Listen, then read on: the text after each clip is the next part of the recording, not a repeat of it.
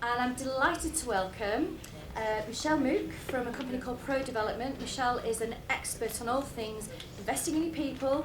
Investing in people, they will look after your business, and then your business will look after itself.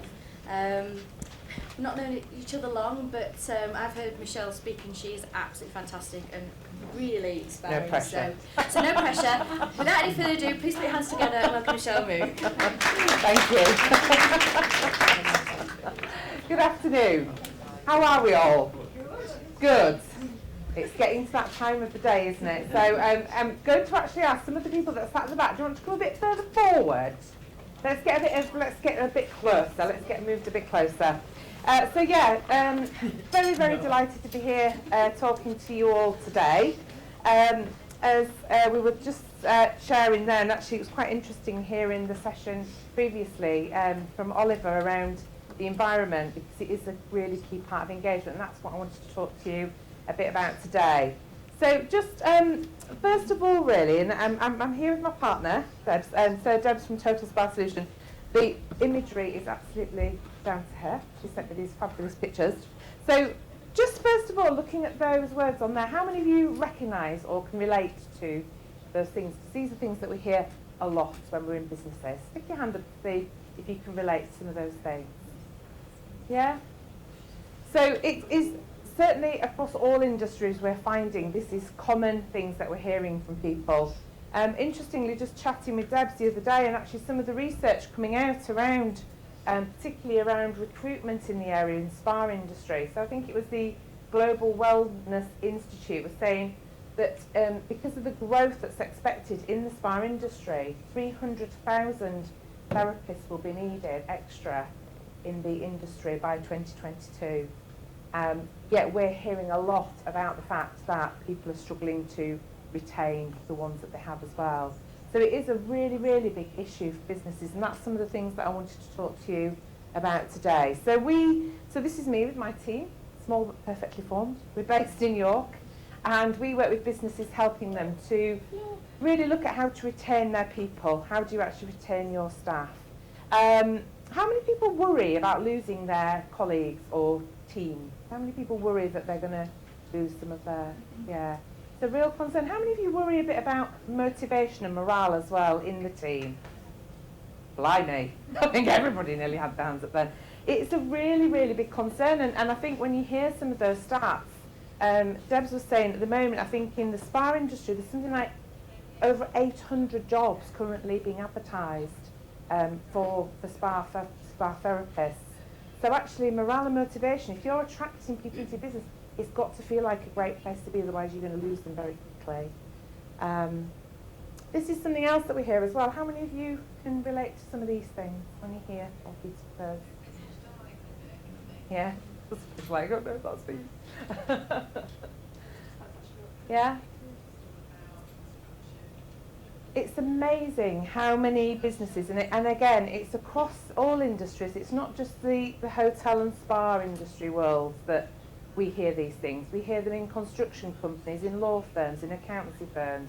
It is across the board. It is something which is of huge concern, and we don't seem to be really getting a handle on some of these things and why people are feeling really disengaged at work. And really what I wanted to share with you today was just a bit around getting you thinking a bit around employee engagement, getting you to think a bit about the benefits. Why would you even bother? But I think we've sort of already heard some things around that already. And then actually getting you to think a little bit about some things that you could practically do so that when you leave this room, you've got some ideas of things that you could do that you may not already be doing in your business. So I'm going to start off with a little clip, which I always play because I love it. It makes me laugh. I hope it does you too. Why do I love Dropbox?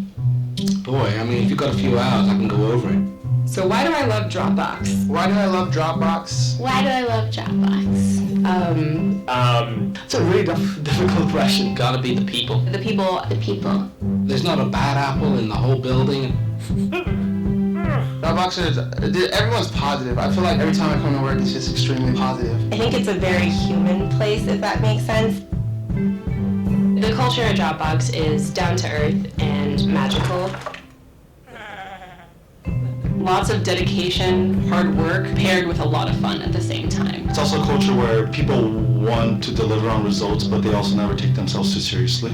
Dropbox is respectful of my time, not only here at work, but also at home. There's a seamless integration between your life and your work. It's just such a diverse group of people, and everyone comes together to create this all-star team. I'm always surprised here at Dropbox. There's a lot of talk at Dropbox about how great our perks are. My very favorite perk at Dropbox is the tea and scones cart, where you're just sitting there writing code and all of a sudden this cart comes by your desk. The gym is great. It's awesome. I really enjoy the gym and being able to work out and then pump iron. There's a music room at the office, so I spend a bunch of time out there, late nights, playing guitar with folks from work. The one thing that really attracted me to come to Dropbox was this belief that users really own their data. It's not uncommon that I'm walking around and I have a Dropbox t-shirt on and somebody will stop me on the street and be like, I love what you build. And I love that. I just love knowing that what I'm building has so much impact on so many users. One day Dropbox will be such an iconic name that I will look back and be so proud of myself for being a part of the journey. It all goes back to empowerment and initiative. These things are just core to who we are and the kind of people we hire. It's not only a place where I come to work, it's a place that I come to grow. Oh my god, I love Dropbox.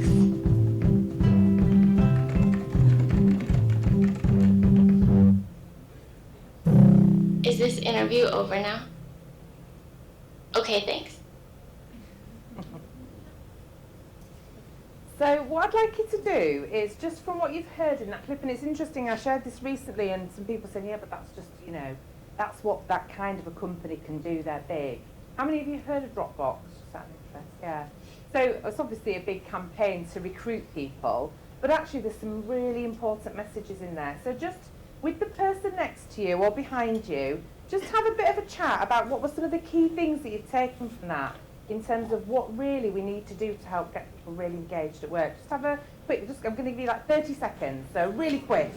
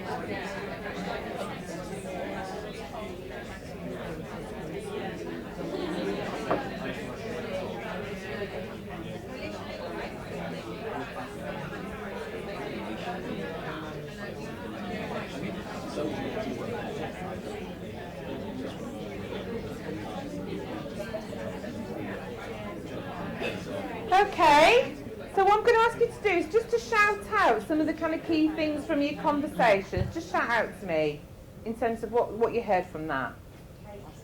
Cake! And who doesn't like cake? Someone's like, oh, if only we could have a scone and cake tray coming past. You know what? There's a way of doing it, isn't there? Yeah, cake, brilliant. What else? Yeah, so places for people to come together. Yeah, brilliant. What else? Making the environment a fun place. Making the environment a fun place. Having a sense of purpose. It's really interesting that. So yeah, I mean, again, what Oliver was talking about in the earlier session was about making places that are really great, that bring out the best in us. But interestingly, the purpose one's it comes through in here really clearly. And this is something I'm going to talk about a little bit. But there's so much talk about mental health at the moment, isn't there, or mental ill health. And a lot of it is about a lack of purpose. There's a big message in there around people not having purpose. When you think how much time we spend at work, if we've got no purpose at work, it has a huge impact on our engagement and well-being. Anything else? What other things do people take? Anything else? Yeah, absolutely. I used to work for a business who will remain nameless. where the HR used to be called human remains. Because and people used to say, you know, we're not a number. Every time you ring anywhere, you ask, what's your number? What's your staff number? So it is really important, isn't it, to feel like, you know, we're human beings. You know, we need to treat people in that way as well. So yeah, brilliant. Any other final thoughts before we move on? So this is a definition that was done. It's interesting when you talk about employee engagement. I was stood at a conference recently, and somebody said to me, Michelle, why are you stood up here talking about employee engagement? We have been talking about this for a decade. I said, that's a really great, you know, kind of comment. Why am I still stood up here talking about it? You know, we're not getting our head around this, and we're not improving it. Productivity in the UK is reducing constantly, and engagement levels are not great in the UK. We're not getting really good at doing this. So there's something we're missing. There's something we're not getting our heads around. And for me, what I love about this quote that came from Professor David Guest was, for me, what employee engagement is about doing is how do you get people in your business really committed to that vision and that purpose, so that every day when people come in, they feel really connected with what your business is about and really committed. And they're not going to be able to do that if they don't know where it is you're trying to get to. People need this kind of vision and a goal of what we're trying to achieve as a business, whatever that is. But also, and again, this is really key, it's about people's individual sense of well-being. And when, again, what we're not doing is marrying the two up. It's about getting people's commitment, but people having that sense of well-being at work. And when you look at well-being, more and more talk about employee well-being. I'm seeing this a lot now. There's a lot of media around employee well-being at the moment. And I think when you think about the connection between employee engagement and employee well-being, the two things are absolutely, totally and utterly linked together. There is no separation between the two of them. And there's actually, I'm really, really fortunate to be part of something called Engage for Success. Has anybody ever heard of Engage for Success, just out of interest? It can, but if you've heard of nobody. It's the best kept secret in the UK, is Engage for Success. If you haven't heard of it, go and Google it. There's some great tools on the Engage for Success website. It was a movement that was set up over a decade ago now, looking at how to raise engagement levels across the UK. So really, really great movement, lots of great tools on there. But what's really interesting is they did a piece of work looking at the link between well-being and engagement. And what they found was, and there's some research that was done by various people, CIPD was saying that people that are absorbed in their work are almost 3 times as likely to have 6 key positive emotions: enthusiasm, cheerfulness, optimism, commitment, feeling calm and feeling relaxed. So you are much more likely to see those things where people are engaged at work, those positive indicators, and they're 3 times more likely to thrive in their overall lives. So when you're engaged at work, you are 3 times more likely to be thriving in your overall life as well. And you know, I've been there where I'm not being engaged at work, and it has such a strong impact on your personal life as well. So it's really important that we get some of these things right in our businesses. Oliver alluded to some of this earlier on about kind of productivity and engagement levels, and actually what the impact is on industry, and it is phenomenal. And I think sometimes when we talk or think about employee engagement, people say, you know, well, it's going to cost a lot of money. Does it cost a lot of money to get some cakes in? No, it doesn't. Sometimes it's the little things that we can do, but actually when you look at the overall return on investment you can get when you actually engage your people, it's phenomenal. So, you know, looking at the bottom, sickness, you know, where you have got more engaged people, you will far less likely to get high levels of sickness. People are more likely to stay, higher customer satisfaction, and we've all been there, haven't we? You know, on the receiving end of somebody who's not engaged at work. I was on a train the other day, and it was like this guy, we fondly like to call them mood hoovers in our office. You know, he was really disengaged. He got on the train, he was collecting people's tickets. As he walked down the train, the energy on that train followed him. You know, he wasn't in a good place, whatever was going on for him. But when we're disengaged, our customer satisfaction really is impacted, isn't it, by other people. You don't want people in your business, you think particularly your therapist as well, somebody like that working on an individual, if they're disengaged, that individual is not going to have a great experience. So it's really important. You'll see high levels of customer satisfaction where you've got high levels of engagement. This, for me, though, this is the really, really scary one, is Hayes Group did some research looking at what is the cost of losing somebody in your business. And they've equated it now to at least 12 to 18 months of a person's salary. So every time somebody walks out that business, there is a big pound sign walking out over their head. That's what it will cost the business. And unfortunately, it's a hidden cost. People don't see it because they'll see it on the bottom line, but it doesn't appear on a P&L. It's all those little things that happen when somebody chooses to leave the business. Creativity. And again, Oliver mentioned creativity. There are huge links between high engagement, high creativity and innovation. And it makes sense, doesn't it? If somebody's really, really engaged at work, they're far more likely to come out with great ideas, things that they can do in the business to improve how it works. But ultimately, it's the top two, productivity and profit. In every single business we go into, where engagement levels increase, so does productivity and profit. And it's absolutely been researched worldwide. You know, it is a massive thing. If we can just get our heads around how we get people more engaged, we will start to see real increases in our profit as well. So whatever you invest in employee engagement, you will get it back in return. So what I just wanted to share with you, I've got about 10 minutes, is just share with you sort of 5 or 6 really key tips, some things to think about in your business, and we'll give you some chance to have a bit of a chat about things that you can do as well. So my first one is really, really make sure people feel valued. It is one of the most fundamental things that we're missing. So when we do employee engagement surveys, which we do primarily in Yorkshire, that's sort of the main area that we work in, feeling valued and recognised at work comes in the bottom 3 in every single survey that we do, without any, this just happens every single time. And every business that we go into says, they'll just say they're not getting paid enough. It's not to do with pay. It's to do with the simple things that we're forgetting to do. And it's interesting, there's been a lot of talk about the millennials and Gen Z that are coming in and, what these young people are needing to be engaged at work.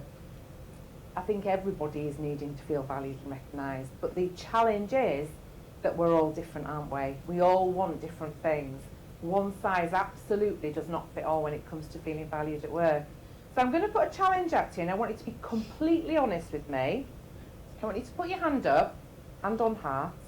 If you can say, I know what every person in my team needs to feel really valued and recognised at work. Put your hand up if you can say that you do. So just look around the room. Nobody's got their hand up.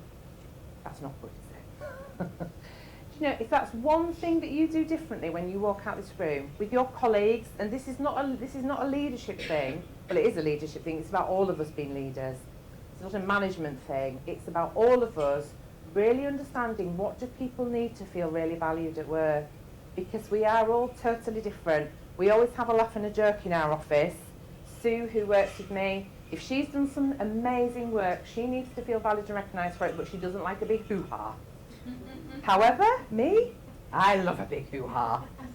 Because we're all different, but it's understanding, isn't it? If you get it wrong, it's just not going to work for people.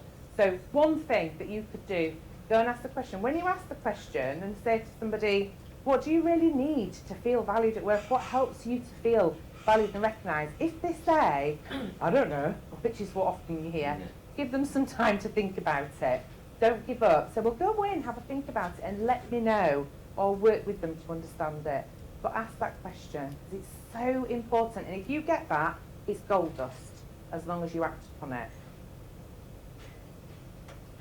The other thing that we find a lot is, and it kind of goes back to this sense of purpose that you mentioned earlier on, is people don't have a sense of purpose at work. When we go in to talk to businesses, or I'll go in and talk to the business owners or the hotel owners, whoever they are, and I'll say, tell me a bit about your vision, and they'll be able to articulate it. And I'll say, will the people in your team know? And they go, oh yeah, no, they'll know that, they'll know that. Then we go in and we ask them, they all say the same thing, make more money. That is not a vision. That is not something that is going to get people raving out of their bed in the morning, is it, to make more money for the hotel or whatever it is. So it's really, really important to find that vision, but be able to articulate it in a way that engages people. So when you actually get down to the nuts and bolts of it, sometimes people will say, oh, well, we did a PowerPoint presentation about 18 months ago on this. Why can't they tell you what the vision is, Michelle? It's like, well, because, yeah, how does anybody know how many times you need to hear something before it really goes in? More.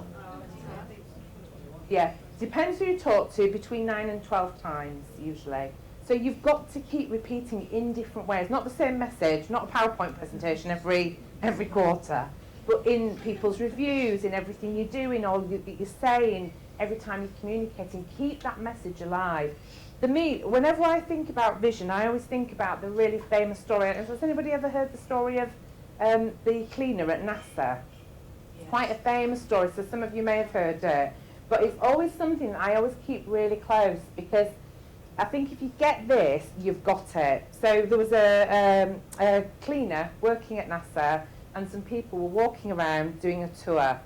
And this guy was sweeping along like you do, and somebody stopped him and said, what's your job? Now, how many people would say, I'm just the cleaner? You hear this all the time, I'm just the receptionist, I'm just the whoever it is.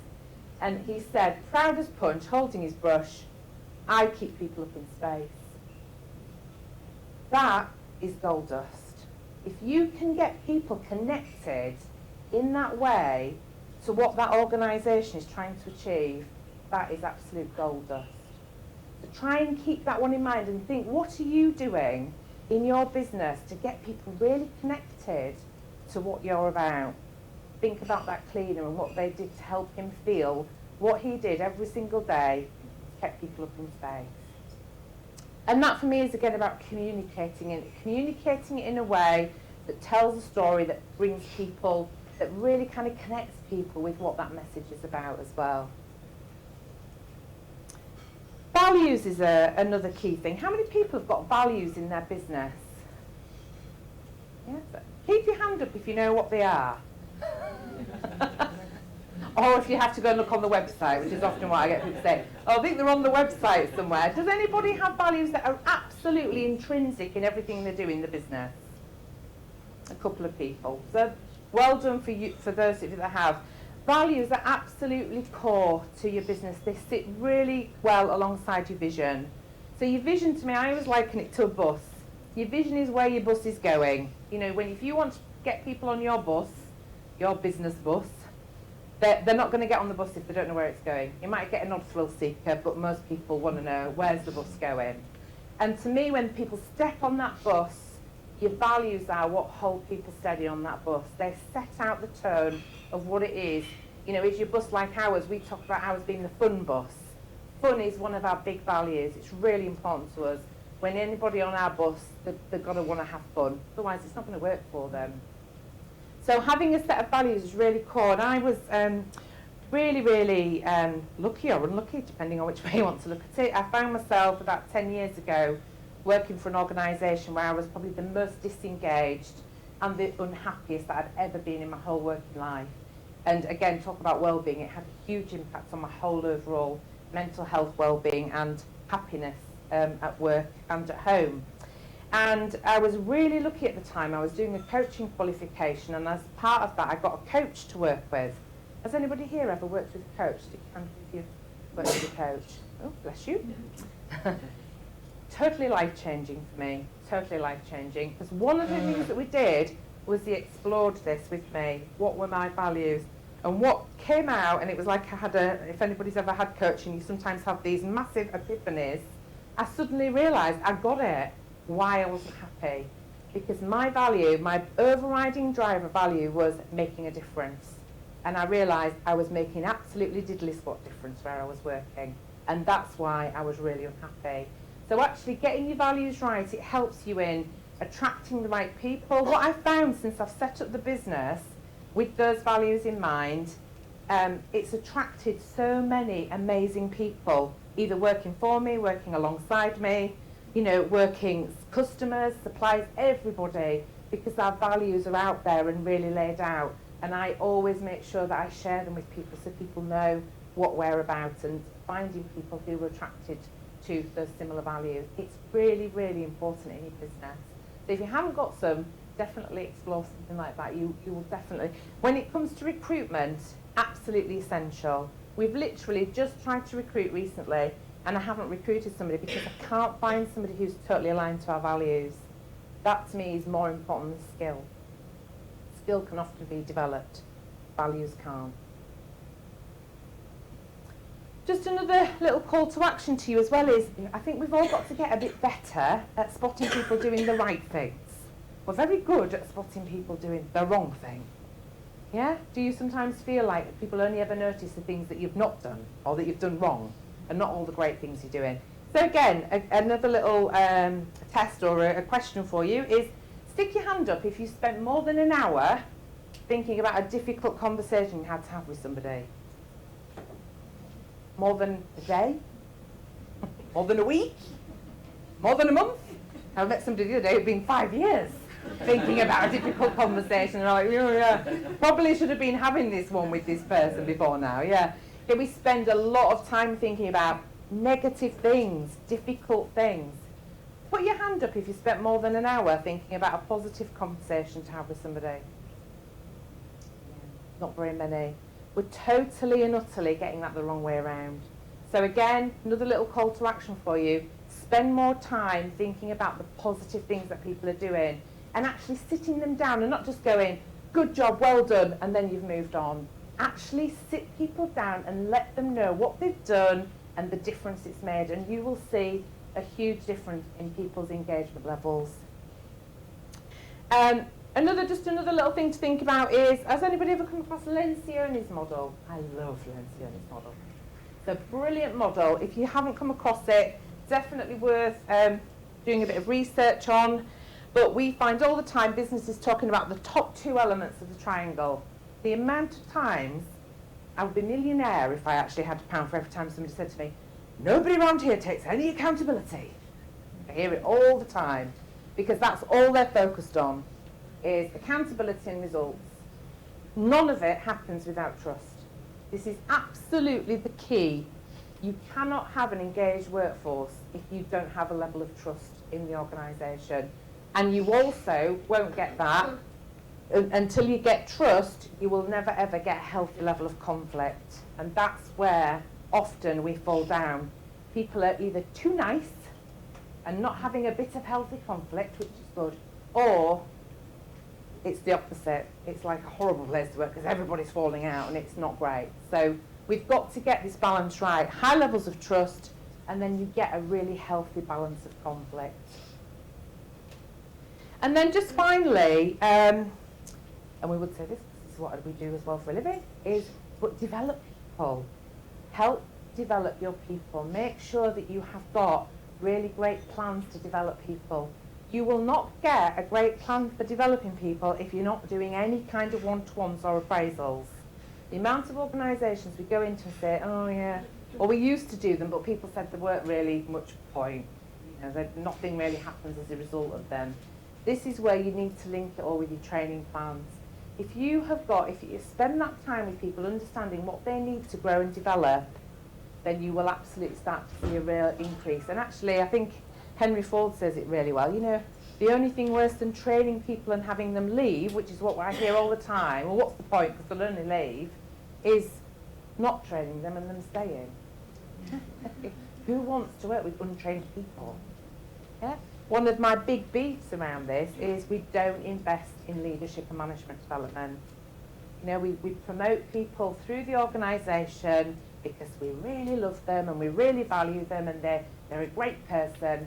What we don't do is we don't develop them. So we take a really amazing therapist and then we end up promoting them to manage other therapists and we get a rubbish manager and we've lost a great therapist. and make sure you develop people. It doesn't come with a magic wand, doesn't manage, you know, a manager role doesn't go, magic wand, there you go, now you're a great manager. We have to develop people as well. So make sure you invest that time in developing people. Okay, so I'm going to finish, just because I'm conscious of time. It starts with you, all of us. Yeah, we all can do something that can make a difference. JP, if you saw his session this morning, said leadership is an inside job, starts here.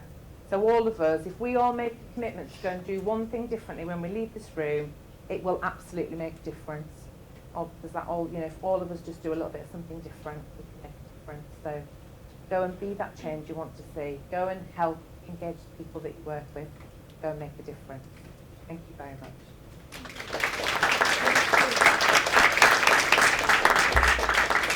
I'm a little bit conscious of time because I think the final sort of session is a little break now. There's a small break, so there's 10 minutes before the hot seat symposium starts. So I've probably got, if there's a couple of quick questions, I can probably take a couple of quick questions, but if you want to go and get coffee, I totally understand.